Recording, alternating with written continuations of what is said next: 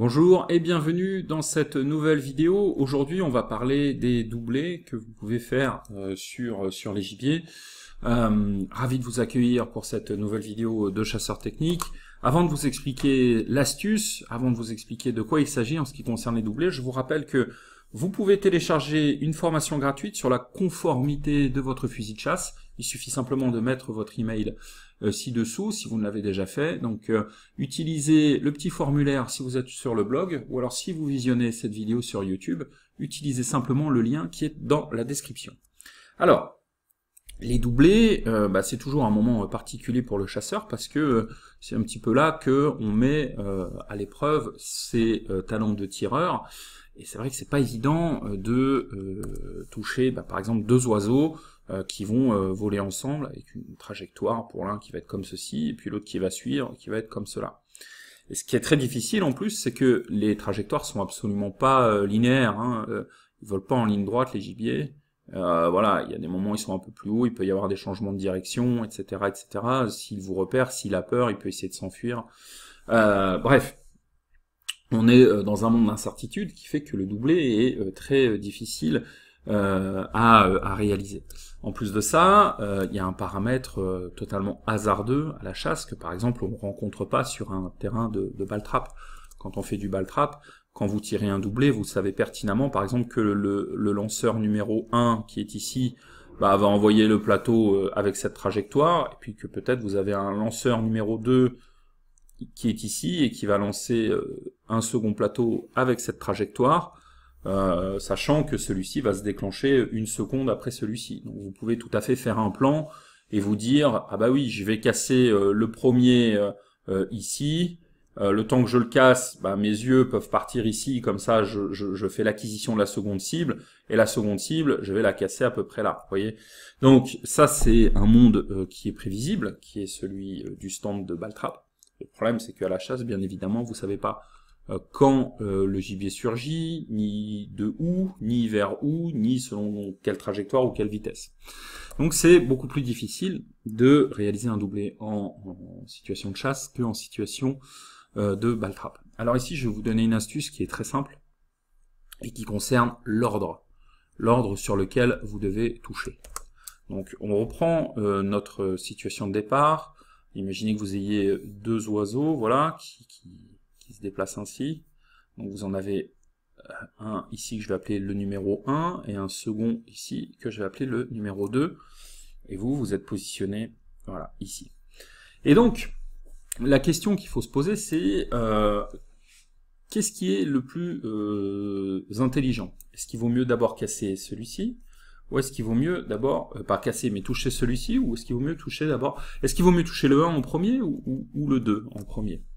Eh bien, la règle générale qui doit prévaudre lorsque vous êtes en situation de chasse, c'est que vous devez essayer de toucher en premier celui qui est en bas.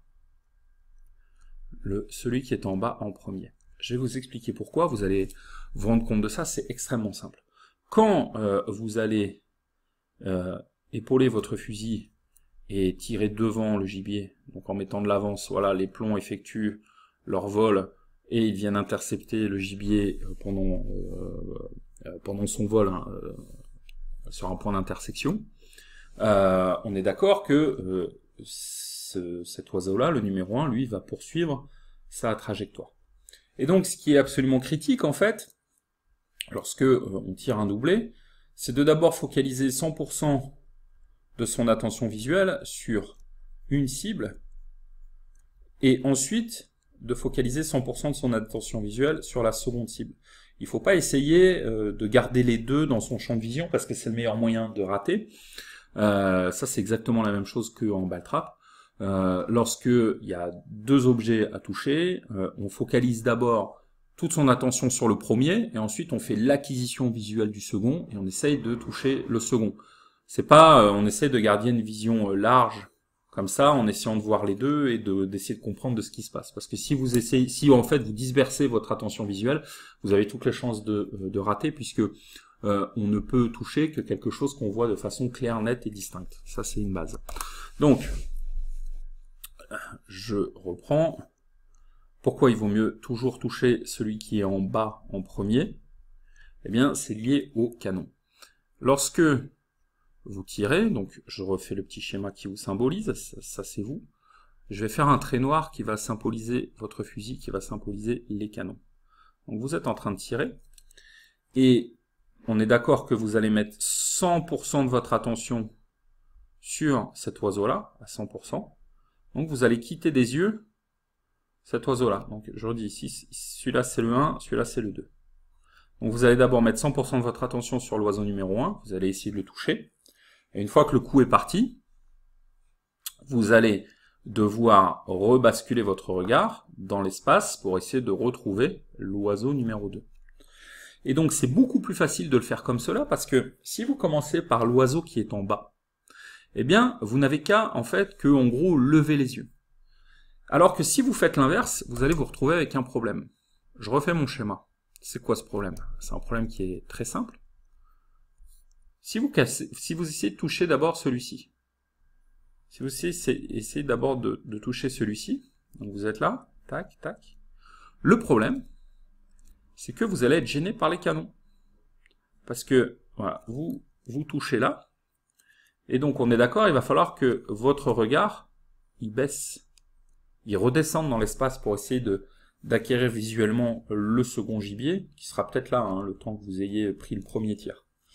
Et donc, vous risquez d'avoir les canons dans votre champ de vision qui vont vous obstruer et qui vont vous gêner pour bien acquérir le second gibier.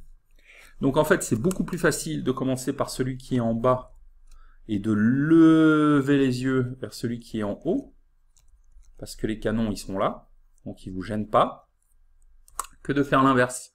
Si vous commencez par celui qui est en haut et que vous essayez d'aller vers celui qui est en bas, là vous avez vos canons. Oula, qu'est-ce qu'ils sont moches mes canons là. Vous avez vos canons. On va faire un fusil juxtaposé. Voilà. Et effectivement, là, il va y avoir une gêne. Donc ça, c'est une astuce toute simple qui est très connue en ball trap. Hein. C'est que sur les doublés, on essaye généralement de casser celui du bas avant de casser celui du haut.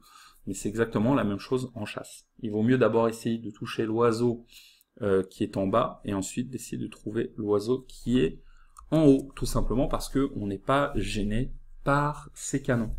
Voilà, donc j'espère que cette petite astuce vous sera utile la prochaine fois que vous serez en action de chasse. Je voulais également vous rappeler que vous pouvez aller voir l'onglet formation. Si vous êtes sur le blog, voilà, vous allez dans l'onglet formation.